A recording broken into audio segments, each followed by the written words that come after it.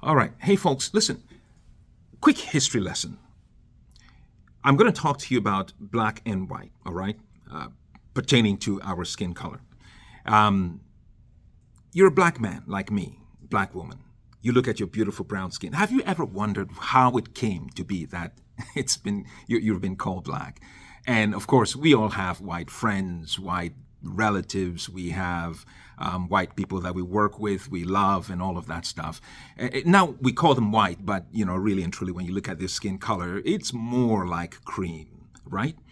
But yet they're called white. Now, this history lesson is going to shock a lot of you because black and white had absolutely nothing to do with the actual skin complexion. All right, so let me tell you how it came to be. So let's talk about the black first.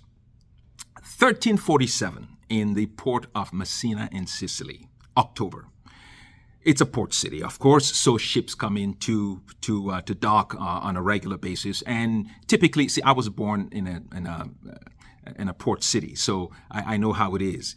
Ships pull up and they come with foreign goods, and the sailors merrymaking, a lot of noise, celebration, all of that stuff. But on this particular day, there was no such thing. And so, of course, the crews that would normally board those ships to begin disembarking, they got on board. To their shock, they found that most of the people on board the ships were either dead or dying. And on their bodies were these boils. They were black in complexion, okay? These people, not having any knowledge of what was going on, came back to shore, gave the report, and they investigated and decided that, you know what, this looks really terrible. And the city officials made the decision to cut those ships loose into the seas. They just let them loose. Those who were on board all perished. Now, they thought that they were saving themselves from this terrible disease without really realizing that, of course, those who had gone on board had come back to shore and unfortunately had brought this thing with them. And so there was terrible death and disease that spread throughout Europe and wiped out 20% of Europe's population. Millions and millions of people died. So it was a terrible, terrible time in Europe, and they remembered it very, very well. They called it variously the Black Plague, Black Death, the bubonic plague, which I think a lot of you would know it as the bubonic plague. So it was a terrible, terrible time. And so this thing evoked fear, hatred, just everything despicable, okay, was evoked in Europeans. When you talked about the Black Death, I mean, those are the kind of emotions that evoked in them. So anyway, decades later, they decided to travel down to the African continent. And when they came, met the people, saw the resources, they had a terrible plan in mind, and that was to pillage, to murder, to steal, to destroy, do everything that they could to get the resources that were there without having to pay for them. Okay, that was their intention. And they had to psych themselves up for what they needed to do. And so they called the people there, our pedigree, our great-great-great-grandfathers, our pedigree, they called them Black, okay, as a moniker that reminded them of the Black Plague, the Black Death, all right, that had spread through Europe. I talk about this more fully in Black Truths Healing 500 Years of Colonial Lies. That book I wrote so that we would bring healing to our Black community, to our African community around the world, because the moniker that has been appended on us and our pedigree, Black, okay, I call it in the book the moniker of death, because it was influenced, it was informed by the terrible death and disease that the Europeans experienced just a few decades, several decades before coming down to Africa. So they psyched themselves up and called our pedigree Black, evoking all of those terrible emotions of hatred, of pain, and just everything despicable. It evoked it in them. That is what gave them the psychological mindset to do the things that they did. So instead of coming and trading with our foreparents, they raped, they pillaged, they murdered, they kidnapped, they did everything that was terrible and despicable. But they could do it because the Black moniker that they appended on us, brought out the emotions in them that allowed them to treat our people as less than human. Okay? So it had nothing, absolutely nothing to do with your skin tone and my skin tone. All right? Now, let's move on to the moniker, the white moniker, which is the moniker of purity. Now, so you're looking at people coming from Europe who were fundamentally and mostly influenced by Judeo-Christian principles, all right? So they erroneously, no, let's not, it wasn't erroneous, it was intentionally. They intentionally misappropriated the biblical principles of purity and righteousness, all right?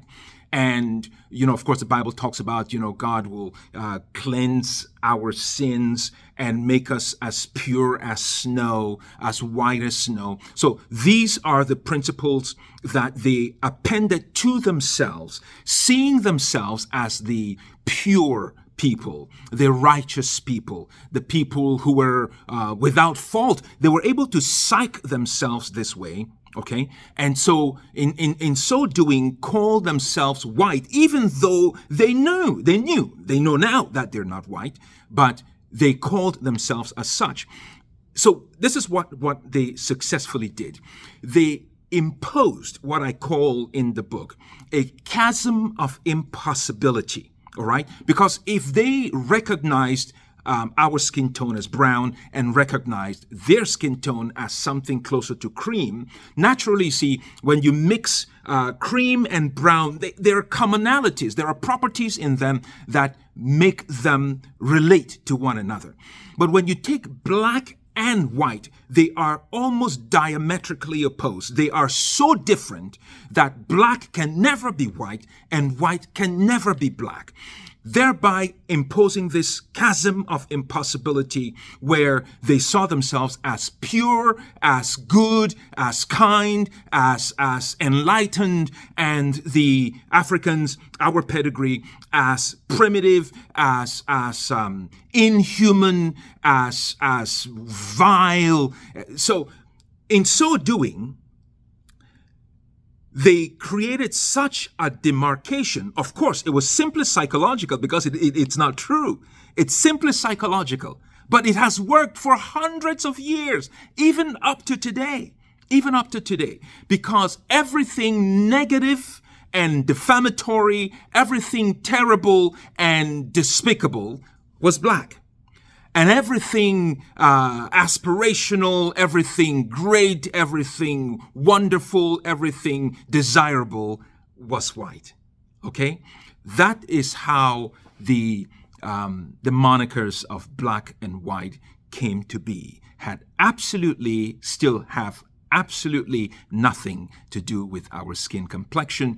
It is part of the psychological warfare that was waged against black people with the intention of cementing us in a posture of servitude for the rest of our lives. Thank God that we have broken free from, we've not fully broken free because some of us have, but there are many who still are caught up in this posture of servitude because they see everything they have as black people as worthless, and everything else that is associated with Europe and white folk as the better thing. All right? Now, there are other weapons of psychological warfare that has been levied, that has been directed at the black population for nearly 500 years now. And let me tell you, don't fool yourself. It has had a terrible impact on our people. But I wrote this book, Black Truths, Healing 500 Years of Colonial Lies, so that you and I can begin to break free from those tethers of psychological warfare that has been directed at us and our people for so long. By breaking free, this is not about lamentation. It is about breaking free and being victorious and living out the fullness of our potential and making the kinds of contributions that we are able to, so that we can together take our world to where it should be, okay? And that should be is undergirded by the biblical principles, by godly principles of love and charity and compassion and community and unity. That's where we are supposed to help take our world to, away from this neoliberal greed that caused our pedigree to be harmed in the way that they did, and by so doing, continued to harm those of us who